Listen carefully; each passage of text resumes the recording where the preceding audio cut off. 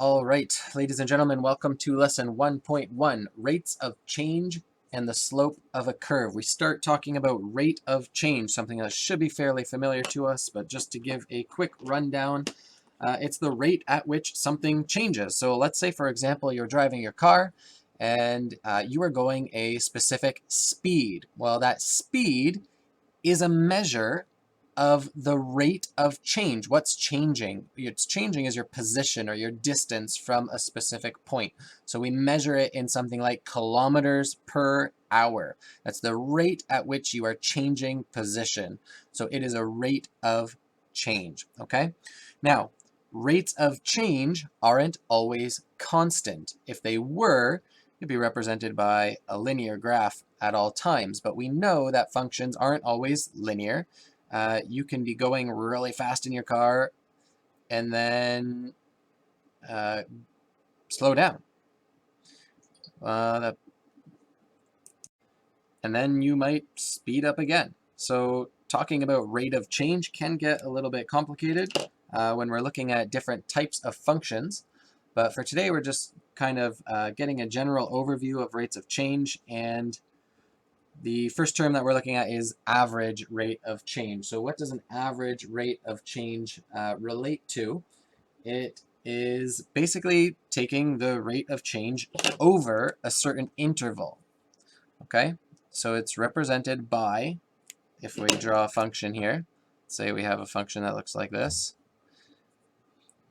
then if you wanted to take the rate of change from, let's say, x equals 1 over to, x equals 4, then what you would do is you would draw a straight line through both of those points, which is called a secant line, and the slope of that secant line represents the average rate of change from the point x equals 1 to the point x equals 4, okay?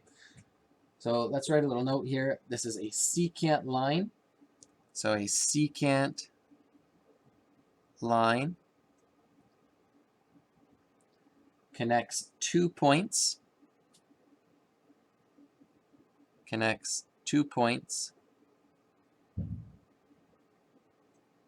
that lie on the same curve. A secant line connects 2 points that lie on the same curve. And the slope of a secant line is used to calculate the average rate of change. And I'm going to use ROC for rate of change. Okay, this is familiar. We've done this before. We did this in functions. And so the slope of that line would give us the average rate of change. Slope is a rate of change. It's how far up is the line going every time it goes over. So it's rise over run. That's a rate, okay? Now, instantaneous rate of change is really the goal of calculus. Calculus is the mathematical tool that allows us to get the instantaneous rate of change, which allows us to get the rate of change at a specific place along the function. Well, how do we do that? The instantaneous rate of change corresponds to the slope of the tangent line at any given point. What is a tangent line? Well, a tangent line is a line that touches the curve at a single point and has the same slope as the curve at that point. Okay, so the tangent line that we've drawn has a constant slope. The curve that we've drawn has a changing slope. But at this point, the curve and the line have the exact same slope, the exact same rate of change. So if we can determine the tangent line at a specific point, that means we can determine the slope or the rate of change of the curve at that exact point. So here we go. A tangent line touches a curve at one point and has the same slope as the curve at that point. So a tangent line touches the curve at one point and has the same slope as the curve at that point. All right, in example 1, we have an event happening. We have a birthday balloon being filled with helium. We have a table of values. It shows the volume of the balloon at 3-second intervals. So obviously before you start pumping, it's at 0 cubic centimeters.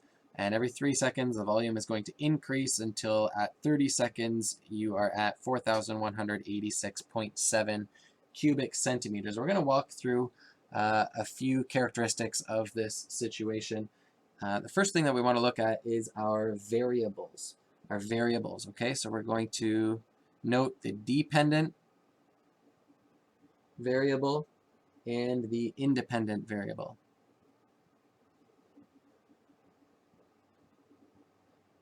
Well, it appears to me that the volume of the balloon is going to depend on how long you spend blowing it up. So the dependent variable is going to be volume, and it's measured in centimeters cubed, cubic centimeters. And our independent variable, always when we're dealing with time, you can't control time. So time measured in this case seconds is our independent variable. And then we also want to determine what units, in what units is the rate of change expressed. So units of ROC, let's say, okay? That's the units in which the rate of change is expressed. Well, what's changing? Volume is changing with respect to time. Centimeters cubed per second. So our rate of change is going to be centimeters cubed per second, okay? And how can we express that rate of change more generally? We could also say this is V over T, okay? Volume per second. In task number 2, we are asked to use the table of data to calculate the slope of the secant for each of the following intervals. And what does the slope of the secant represent? Well, to calculate the slope of the secant, we use, maybe I'll just write what we're doing because we don't have our nice books here. Calculate the slope of the secant. I'm just going to do one interval for us. We're going to do the first interval that they give. What we're calculating here is the change in volume over the change in time, right? Delta V over delta T. We're going to do that by taking the second volume value that they give us, subtract the first volume that they give us, the difference, right? The difference in volume, and same for time, T2 minus T1. And the interval that we're asked to do here is from 21 seconds to 30 seconds. So all I need to do is take our formula that we have. We know the endpoints for this. We could put this in interval notation. Basically, we're going from 21. Time is greater than or equal to 21 and less than or equal to 30, as that's measured in seconds. And so the points that we're getting, let's get our ordered pairs from our table of values. We're looking at 21, and the volume at 21 seconds is 1436.0 to 30 seconds. There's an x-coordinate of 30, t-coordinate of 30, and a value of 4186.7. And so now all I need to do is plug those points into our formula.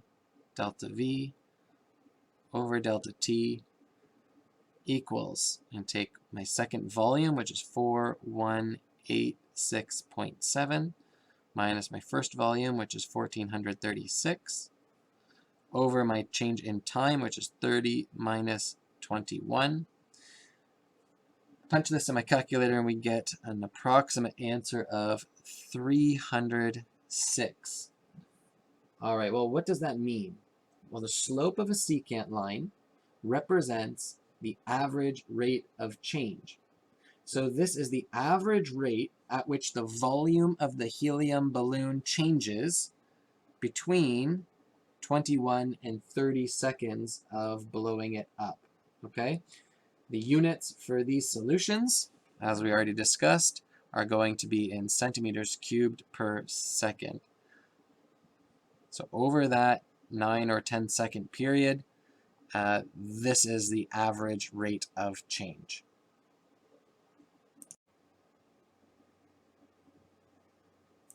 In 3A, we're asked to graph the information. I just did a quick sketch. You can do the same. If you really want to see what it looks like perfectly, you can turn to your textbook, page 7. And we're asked to draw a tangent at the point on the graph corresponding to 21 seconds, and then calculate the slope of that line. So if we could do this perfectly, which our book can do, and which Desmos could probably do, we would get the point, our starting point, which would be at a t-value of 21 and a volume of 1436.